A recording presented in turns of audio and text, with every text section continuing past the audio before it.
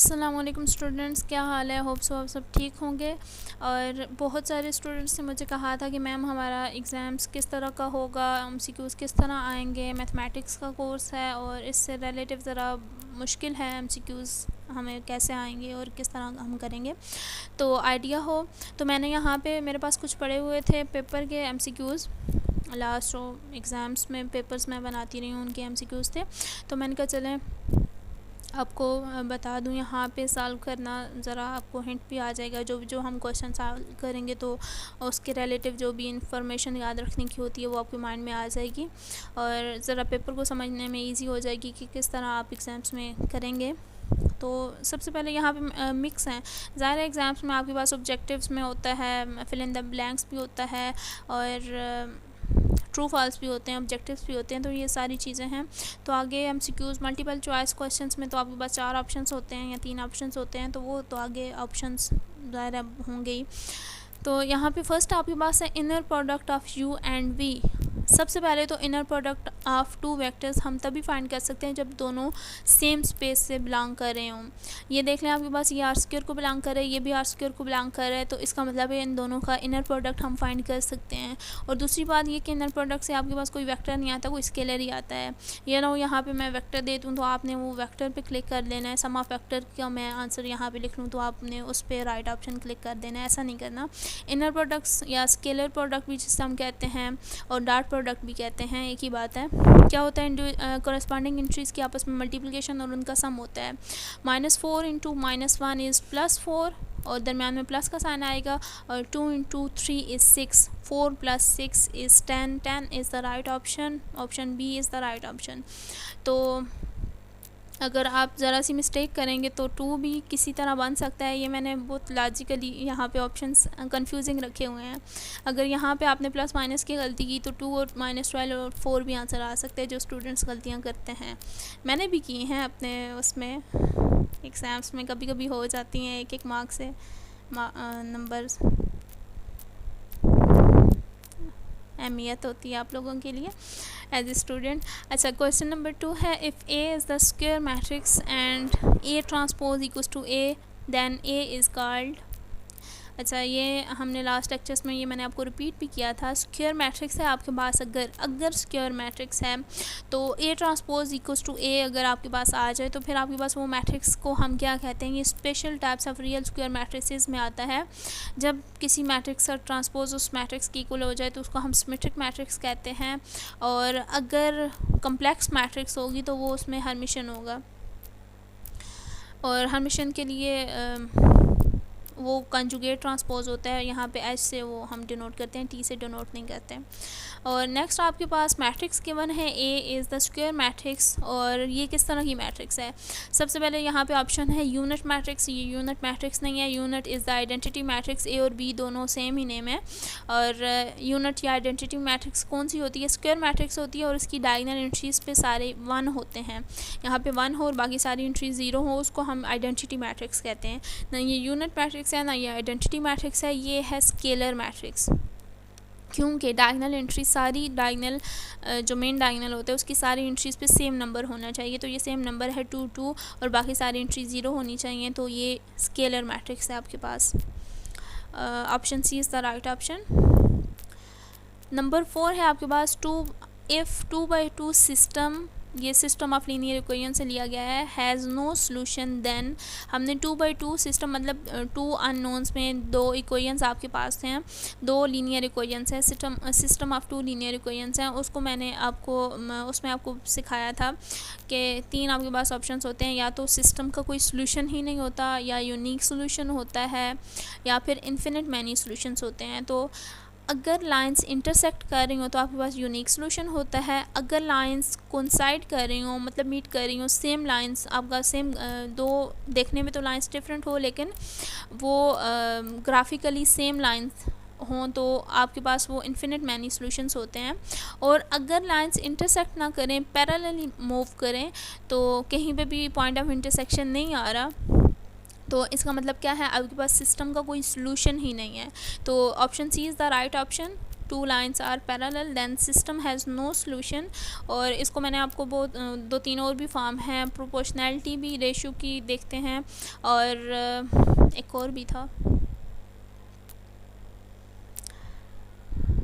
Then आपके पास fifth है which one of the spaces is the vector space. ये मैंने आपको वेक्टर स्पेस की एग्जांपल्स में करवाया है। ये k पावर n मतलब r पावर n है, और ये पॉलिनॉमियल स्पेस है जिसमें nth डिग्री के पॉलिनॉमियल्स हैं, और ये मैट्रिक्स स्पेस है जिसमें m बाय n आर्डर की मैट्रिसेस होती हैं। तो ये सारी की सारी जो स्पेसेस हैं ये वेक्टर स्पेसेस बनाती हैं। All of the above option D is the right option. तो नेक्स्ट आपके पास है ट्रू फॉल्स। -√7 ये मैंने ऐसे ही रैंडमली आपकी नॉलेज के लिए कि आपको कितनी समझ बूझ है मैथमेटिक्स की। -√7 इज़ कम्प्लेक्स नंबर। क्या ये कम्प्लेक्स नंबर है? Yes it is. ऑल्दो ये रियल नंबर है, -√7 इज़ अ रियल नंबर, लेकिन हर रियल नंबर कम्प्लेक्स नंबर भी होता है, लेकिन हर कम्प्लेक्स नंबर रियल नंबर नहीं होता। और क्योंकि कम्प्लेक्स नंबर्स में आयोटा होता है, वो रियल नंबर नहीं हो सकते। रियल नंबर कम्प्लेक्स नंबर इसलिए हो सकता है क्योंकि यहाँ पे +0 आयोटा है जो स्किप हुआ है। 0 यहाँ पे नहीं लिखा हुआ, मतलब इमेजिनरी पार्ट नहीं है, तो मतलब उसका कोफिशिएंट 0 है, 0 आयोटा है। और देन आपके पास 7 है द सिस्टम। अच्छा ये ट्रू है। The system of linear equation is said to be consistent if it has no solution. ये तो मैं अपने लेक्चर्स में बार बार कहती रहती हूँ, इनकंसिस्टेंट और कंसिस्टेंट। तो अगर आपके पास सिस्टम का यूनिक सोल्यूशन हो या इन्फिनिट मैनी सोल्यूशन हो तो उसको हम कहते हैं system is said to be consistent. अगर उसका कोई सोल्यूशन ना हो तो उसको हम कहते हैं इनकंसिस्टेंट। तो यहाँ पे कंसिस्टेंट लिखा हुआ है तो इसका कोई सोल्यूशन नहीं है, तो ये तो फॉल्स है। नो सोल्यूशन में इनकंसिस्टेंसी होती है, तो ये आपके पास फॉल्स है। और देन आपके पास है the leading unknown of linear equation, जिसे हम डीजेनरेट लीनियर इक्वेशन में हम जो देखते होते हैं। लीडिंग अननोन उसमें देखते होते हैं, तो यहाँ पे देख लें आपके पास लीडिंग अननोन। पहले तो उसकी डेफिनेशन क्या है, आपके पास लीडिंग अननोन कौन सा होता है? अननोन्स तो ये x1 x2 x3 x4 ये वाले हैं। यहाँ पे लिखा हुआ है क्या x1 इज़ लीडिंग अननोन। यहाँ पे देखें x1 तो है लेकिन इसका कोफिशिएंट 0 है, तो जो फर्स्ट नॉन ज़ीरो कोफिशिएंट वाला वेरिएबल होता है जो अननोन होता है उसको हम लीडिंग अननोन कहते हैं। यहाँ पे ये 0 कोफिशिएंट वाले हैं। जो first unknown non zero coefficient वाला अननोन है वो है x3, और इसका जो कोफिशिएंट है वो 3 है। तो ज़रूरी नहीं है ये बाई चांस ही है 3, यहाँ पे कोई भी रियल नंबर हो सकता है, बस नॉन ज़ीरो कोफिशिएंट होना चाहिए। अगर नॉन ज़ीरो कोफिशिएंट जिस वेरिएबल का है उसको हम लीडिंग वेरिएबल कहेंगे, लीडिंग अननोन कहेंगे। यहाँ पे x³ है। अगर आपके पास इक्वेशन इस तरह लिखी हुई है कि यहाँ पे 5x4 लिखा हो प्लस 3x³ प्लस 0x2, तो पहले उसको आपने standard form of linear equation में लिखना है, मतलब तरतीब में लिखना है। सारी इक्वेशन सिस्टम की हम तरतीब में लिखते होते हैं। यहाँ पे तो एक इक्वेशन है, कोई फ़र्क नहीं पड़ता, लेकिन जब सिस्टम में मैंने आपको ये भी सिखाया था कि जब आप सिस्टम को सॉल्व कर रहे होते हैं तो वो सारी इक्वेशंस को एक तरतीब में, मतलब अननोन्स की एक तरतीब रखते हैं। देन 9th आपके पास Q यूनियन Q प्राइम, मतलब ये रैशनल एंड इरैशनल सेट जो होता है इसका यूनियन ले तो क्या आपके पास रियल नंबर का सेट बनता है? यस। ये आपकी जो बेसिक नॉलेज है उसके लिए मैंने यहाँ पे 2 ऐड किए हुए हैं। और 10th आपके पास है 3x + 7x 5 - 8c = 2 is linear equation. क्या ये लीनियर इक्वेशन है? अच्छा ये ऊपर वाला फॉल्स है, यहाँ पे x³ लीडिंग अननोन है, यहाँ पे x1 कहा गया है, तो ये फॉल्स हुआ, ये ट्रू है। और यहाँ पे लीनियर इक्वेशन में क्या होता है, जिसमें इंडिविजुअली हर टर्म की डिग्री लेस दैन 1 या 1 हो या लेस दैन 1 हो। 0 भी हो सकती है। कांस्टेंट की जो पावर होती है यहाँ पे वेरिएबल की, वो कांस्टेंट के साथ जो वेरिएबल की पावर होती है वो 0 होती है, तो 1 या लेस दैन 1 होना चाहिए। इस टर्म की पावर 1 है, ठीक है। इस टर्म की पावर क्या है? सम ऑफ पावर होता है, और जो वेरिएबल्स होते हैं उनकी जो पावर्स हैं उनको हम ऐड करके इस टर्म की पावर कहते हैं। x की पावर 1 है, इसकी पावर 1 है, 1 + 1 = 2। इस टर्म की पावर 2 है, विच इज़ क्वाड्रेटिक इक्वेशन में वो आ जाता है, तो ये लीनियर इक्वेशन नहीं है, इट इज़ फॉल्स। और देन आपके पास है फिल इन द ब्लैंक्स। ये भी आपकी बेसिक नॉलेज से है। आई J K are called unit vectors, अब ये फिज़िक्स में यूज़ करते हैं। यहाँ पे भी हम वेक्टर्स को बहुत डिस्कस किया है, तो मैंने कहा चलो स्पेस में जो वेक्टर्स यूनिट वेक्टर्स होते हैं वो चेक कर लूँ। I J K are called unit vectors. Then आपके पास है इफ़ ए इक्वल्स टू 3 - 3 - 4 2, ये आपके पास जो मैट्रिक्स है 2×2, इसका आपने फाइंड करना है ट्रेस। ट्रेस क्या होता है आपके पास? अच्छा, यहाँ पे मुझे याद है अभी तक के 2 साल पुरानी बात है कि स्टूडेंट्स ने यहाँ पे TR ऑफ ए लिखा हुआ था, तो इसका ट्रांसपोज ले लिया था इस मैट्रिक्स का। तो ये आपके पास, मैं बार बार कहती हूँ, ये नोटेशन है ट्रांसपोज ऑफ ए के, which is sum of diagonal entries है 3 + -3 इज़ 0। तो transpose of this given matrix is 0। तो हमेशा स्क्वायर मैट्रिक्स का ही ट्रांसपोज लिया जा सकता है। ये ना हो यहाँ पे कोई और मैट्रिक्स हो, स्क्वायर मैट्रिक्स ना हो, तो आप उसका ट्रांसपोज फाइंड करने लग जाए। देन यहाँ पे आपके पास जो है ये, इसको हम क्या कहते हैं, ये हम कर चुके हैं, इसको हम कॉलम वेक्टर कहते हैं, क्योंकि इसका एक कॉलम है, रोज़ जितने मर्जी हो सकते हैं, ये कॉलम वेक्टर है, या इसको हम कॉलम मैट्रिक्स भी कहते हैं। देन आपके पास है system of linear equations in echelon form. Statement को केयरफुली सारी को पढ़ा करें। A system of linear equations in echelon form. Echelon form किस तरह होती है? हम गॉसियन एलिमिनेशन को यूज़ करते हुए सिस्टम को रिड्यूस करते हैं।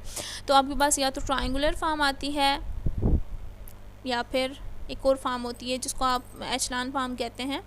लेकिन एचलॉन फॉर्म जब सिस्टम को रिड्यूस करते हैं तो वो ट्रायंगुलर में भी आ जाता है। विद आर इक्वेशंस, मतलब आर इक्वेशंस हैं और एन अननोन्स हैं। जो लीनियर इक्वेशंस है वो आर है और जो अननोन्स है वो एन है। Has a unique solution if, ये आपको मैंने एक थ्योरम करवाया था। जब आपके पास सिस्टम में, जब एचलॉन फॉर्म में रिड्यूस करते हैं सिस्टम को, तो आपके पास जो इक्वेशंस बचती हैं और जो नंबर ऑफ़ अननोन्स होते हैं, मतलब 4 अननोन्स हैं और आपके पास 4 इक्वेशंस बन जाती हैं एचलॉन फॉर्म में रिड्यूस करने के बाद, पहले नहीं, रिड्यूस करने के बाद, तो वो आपके पास ट्रायंगुलर सिस्टम बन जाता है। जब आप सिस्टम को रिड्यूस करते हैं और नंबर ऑफ़ लीनियर इक्वेशंस और नंबर ऑफ़ अननोन्स इक्वल हो जाते हैं, तो वो आपके पास ट्रायंगुलर सिस्टम बनता है।